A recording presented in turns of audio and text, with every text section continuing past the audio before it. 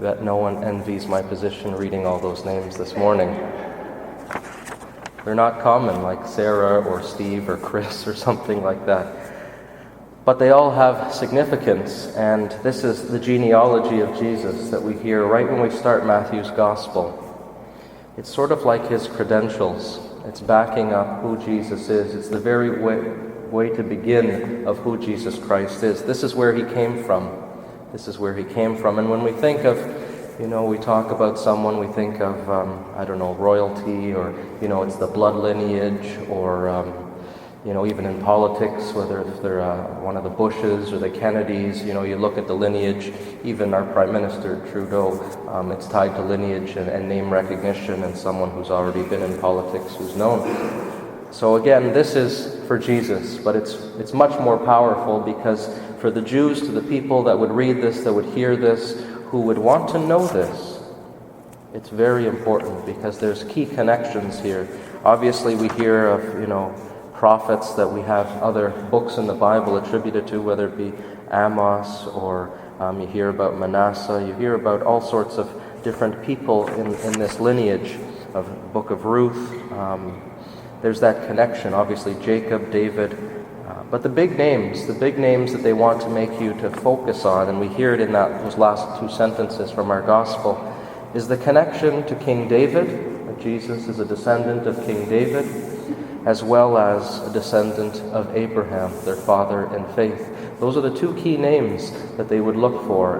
Is Jesus, is the Messiah to come, is he connected? Is he a descendant of Abraham, father in faith, the first covenant with God, or a descendant of David, King David? And so this would support that. So again, this is sort of giving the credentials of Jesus, because this is the very beginning of Matthew's Gospel. There's also a similar genealogy in Luke, but instead of connecting it to Joseph, they connect it to Mary. I'd encourage you to take a couple minutes and open your Bible at home sometime and take a look at that, and notice how in Luke it's the connection to Mary, and here the connection is to the father, to Joseph, and to see that connection. So that's the key things here. It's sort of the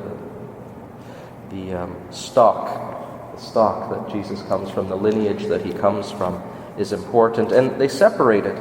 So there's two things. I just wanted to mention that about his lineage, his connections to Abraham and to David, but also numerology. Numbers were very important. They had key significance. When you said a certain number, there was all sorts of things associated with it. So I want to take just a couple minutes to explain some of the numbers. Notice at the end, they parse things according to key events. So from Abraham to David, 14 generations. From David to the deportation in Babylon, a huge key event in the Jews' history, 14 generations. And from the deportation to Babylon to Jesus, the Messiah, 14 generations. Now, something to know is 14 by 3, multiplied by 3, is 42. Keep that number in mind. I'll explain that in a second. Two key numbers you need to know when we're talking about genealogy. Who are the first parents? Adam and Eve. When were they created? The sixth day of creation. The sixth day of creation, because the seventh day God rested, right? Sixth day. And we talk about the creation story. We hear day 1, day 2, all the way through. Creation, ultimately, the pinnacle of creation is you and I, man and woman, the sixth day. Everything else was to prepare for us, whether it be the earth, the sky, the animals, the creatures, the flowers, everything. It's to support us, the final creation, the star on top of the tree, so to speak. The final creation. Everything in creation was for us, to support our life and our mission in terms of loving God and serving Him. So similarly, on that sixth day, that's the end of creation. Nothing else is created after the sixth day, because God the Father rested on the seventh day. So 6 talks about the pinnacle of creation, okay? Keep that in your mind. Day 7 is the rest of God. But it's also, for the Jews, this number 7 is the number of perfection. 7, when you said 7, it would represent perfection.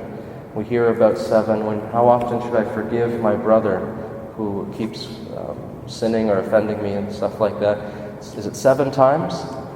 What does Jesus say? No, it's 70 times 7. So in excess of perfection, keep forgiving, right? So that's another point of where 7 comes in. So I wanted to identify those 2 days, 6 being the pinnacle of creation, and 7 being the number of perfection. 6 times 7 is 42. That is no coincidence. 6 being the pinnacle of creation, and 7 being perfection. So the pinnacle of creation, yes, was humanity, man and woman, on the 6th day of creation.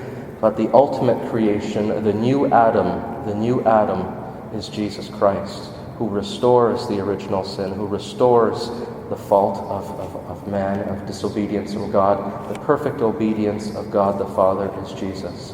And so that is that perfect creation of 6 by 7, 7 being the perfect number. So the perfect creation, 7, 6, the perfect creation of all time is Jesus, the 42nd generation after that covenant with Abraham.